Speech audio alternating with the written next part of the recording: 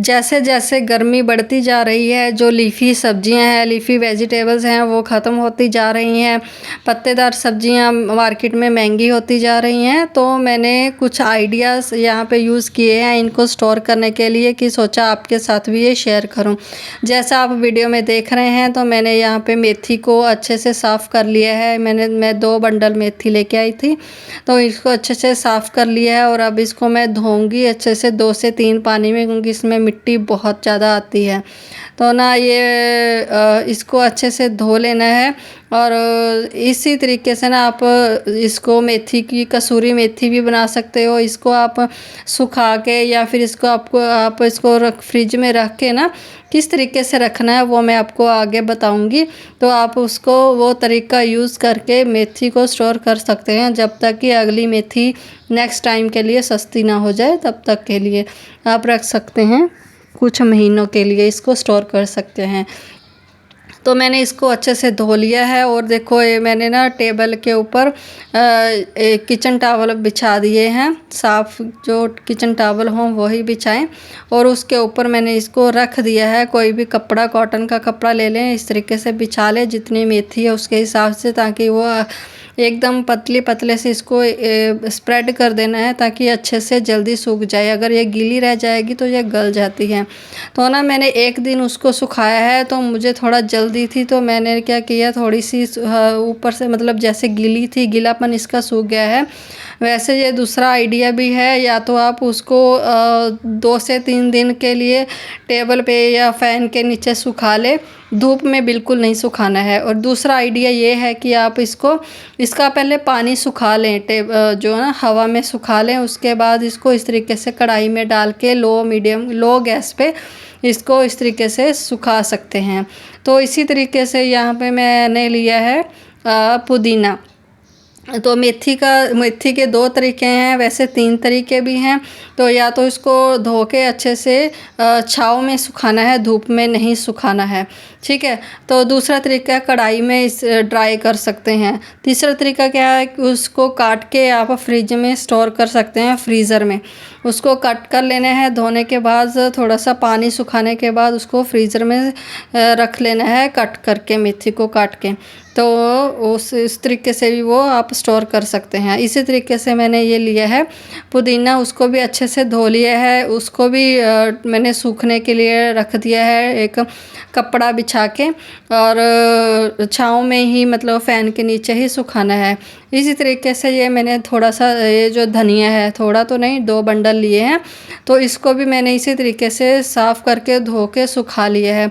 ये देखिए धनिया, तो ये धनिया एकदम से सूख गया है।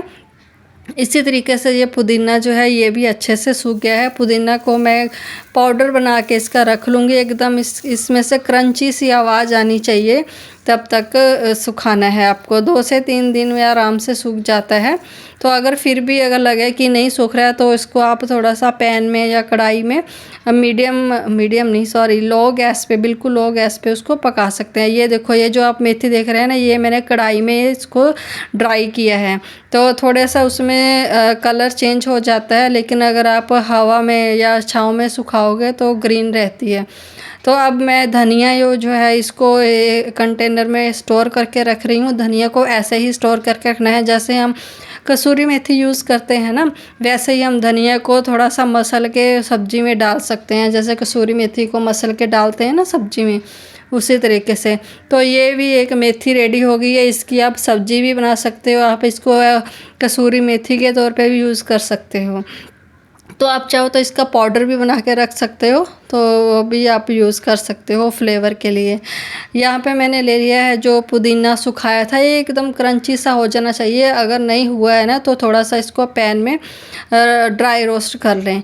तो अब ये अच्छे से हो गया है। तो इसका मैंने पाउडर बना के एक कांच के छोटे से कंटेनर में स्टोर करके रख लिया है। ये वैसे थोड़ा सा था, 1 बंडल मैंने यूज़ किया है।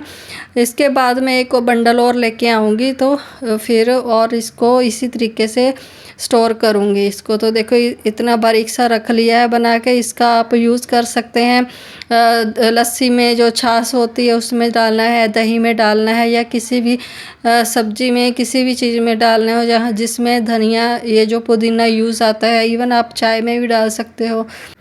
ये जो धनिया है ना, इसको भी मैंने सुखा के इसी तरीके से स्टोर करके रख लिया है। अच्छे से धो के इसको अच्छे से मैंने सुखाया, और बहुत आराम से ये ना ग्रीन, अगर आप इसको आराम से, ये जो जितनी भी मैंने लीफी सब्जियों का स्टोरेज करने को आपको बताया है ना, ये आपको स्टोर करनी है, जो सुखानी है आपको, ये उसमें छाँव में सुखानी है, धूप में बिल्कुल नहीं सुखानी है। ये जो धनिया अभी मैंने धोया है ना, जो पहले धनिया धोया था वो तो मैंने उसको सुखा लिया है। अब ये जो मैं और दूसरे दिन में और एक बंडल लेके आई थी धनिए का, और उसको भी मैंने अच्छी तरीके से इसी तरीके से धो के फिर इसको ऐसे काट लिया है। काटने के बाद इसको मैं करूँगी फ्रीज़र में स्टोर। तो इसको आपको इस तरीके से बारीक बारीक काट लेना है, जितना भी मतलब सब्जी में डालने के लिए आप काटते हो। तो उसको सभी पूरे धनिया को इसी तरीके से मैंने काट लिया है। ये भी एकदम फ्रेश धनिया जो है लेके आई थी। एक तो तरीका वो है जो मैंने आपको स्टार्टिंग में बताया कि आप उसको सुखा के रख सकते हैं। दूसरा तरीका ये है कि आप इसको इस तरीके से धो के अच्छे से काट के इसको फ्रीज़र में रख सकते हैं। सेम इसी तरीके से आप मेथी को भी, अगर आप हरी मेथी यूज़ करना चाहते हैं, हरी मेथी को स्टोर करना चाहते हैं, तो आप सेम तरीके से मेथी को भी स्टोर कर सकते हैं। उसको धो के, सुखा के, काट के उसको मतलब पानी सुखा के उसका, या फिर ऐसे भी डाल रख सकते हैं, कोई प्रॉब्लम नहीं, क्योंकि वो तो फ्रीज़ हो ही जाती है, तो बिल्कुल भी ख़राब नहीं होती है। तो बस अब इसको ना इस तरीके से बिल्कुल सॉफ्टली सा रखना है, दबा के इसको नहीं भरना है। अगर धनिया ज़्यादा हो तो आप 2 पाउच में डाल सकते हैं। ये जो आप पाउच देख रहे हैं ना, ये मैंने रखे हुए हैं संभाल के। ये जिप लॉक पाउच हैं, जो जिसमें हम कुछ सब्जी खाना, ये जो आप देख रहे हैं ना, ये डोसा इडली का बैटर जो आता है उसी का ये जिप लॉक पाउच है। वैसे आप मार्केट में से बाय भी कर सकते हो, मतलब आपको मार्केट में आराम से जिप लॉक बैग मिल जाएंगे, तो आप ख़रीद भी सकते हो। इसको दबाना नहीं है, बस सॉफ्टली सा इसको इसमें डाल के जिप लॉक कर देना है।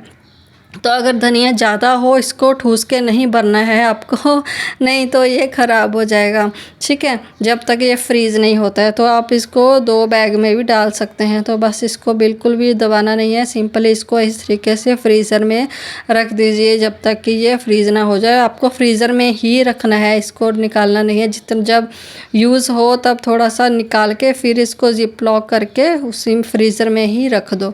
तो अब ये नेक्स्ट तरीका जो आप देख रहे हैं करी पत्ता का।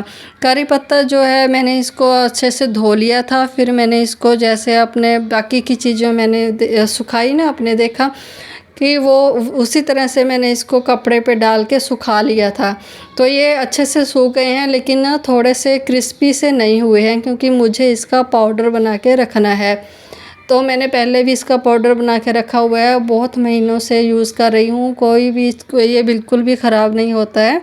तो आप इसको इस तरीके से स्टोर करके रख सकते हैं। करी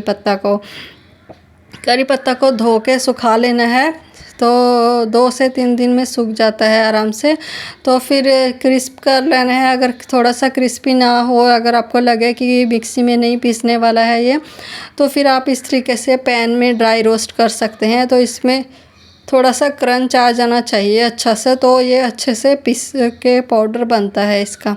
तो देखो इस तरीके से इसको पीस लेना है ना।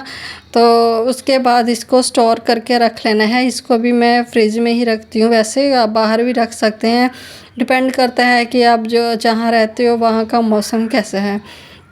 तो ये देखो सूखा, ये मैंने पहले का स्टोर करके रखा हुआ है, उसी में ही इसी को ऐड कर रही हूँ।